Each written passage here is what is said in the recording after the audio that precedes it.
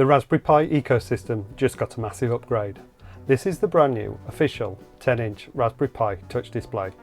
Today we're pairing it with an 8GB Raspberry Pi 5 and a super fast 1TB NVMe drive to create the ultimate maker setup.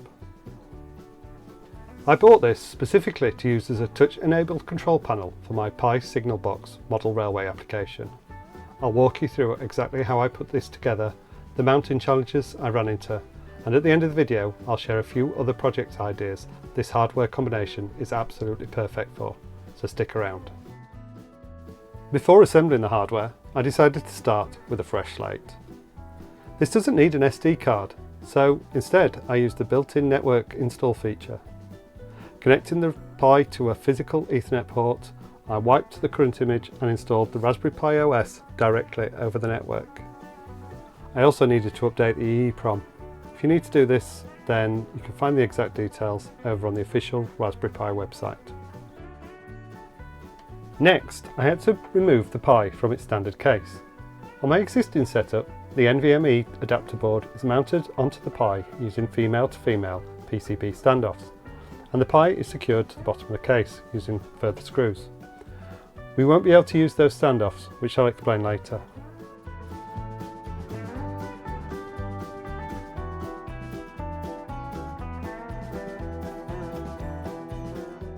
Once unscrewed, there's a very specific order of operations you have to follow. You must connect your display and power wires first.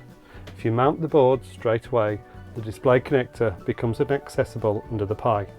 You also need to fully remove the NVMe HAT to get to the display connector on the Raspberry Pi as well. Now, for mounting the Pi to the screen. The display comes with M2.5 screws. If we use those directly, we lose the mounting points for the NVMe HAT. My solution was to use male to female PCB standoffs. It's well worth keeping a set of different sizes around for future use. The Pi uses M2.5, whereas lots of standard maker kits use M3, so be aware of that. I didn't have any that were the exact length I needed, so I stacked 2 standoffs on each of the 4 mounting points to get the clearance right.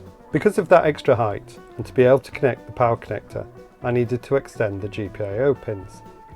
Fortunately, I had a spare GPIO extender lying around, and that bridged the gap perfectly. With that in place, I lined up the NVMe HAT. Here comes the tricky bit. The NVMe board has its own flat flex cable. It's already a tight fit because of the Pi 5 cooling fan, and the additional GPIO extender makes it a tiny bit tighter.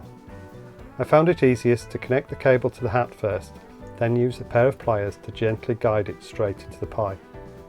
Could really do with being a little bit longer, but with some gentle wiggling it works.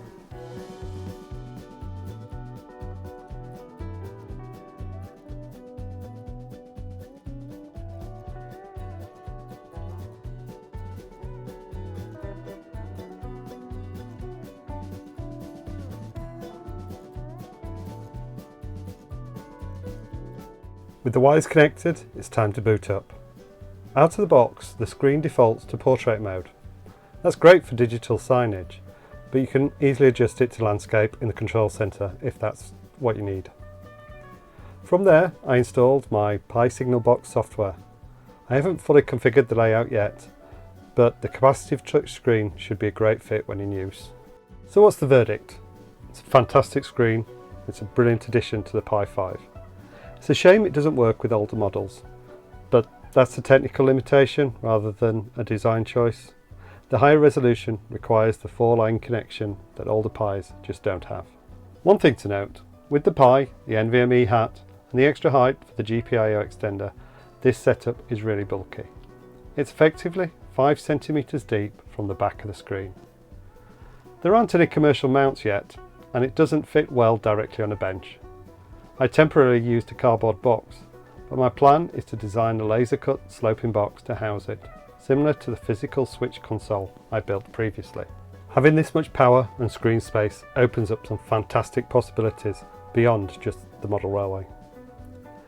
It would make an incredible aquarium-style information board, or a fast home automation dashboard for controlling smart plugs. Perfect for powering my Christmas lights on and off. For developers, this 10-inch canvas is brilliant for testing custom Pi Side 6 applications directly on the hardware, or using Pi Game 0 to create novel touch-driven interfaces. Are you planning to upgrade to the new 10-inch display? Let me know what you'd build with this setup in the comments. Thanks for watching. I look forward to seeing you on a future video.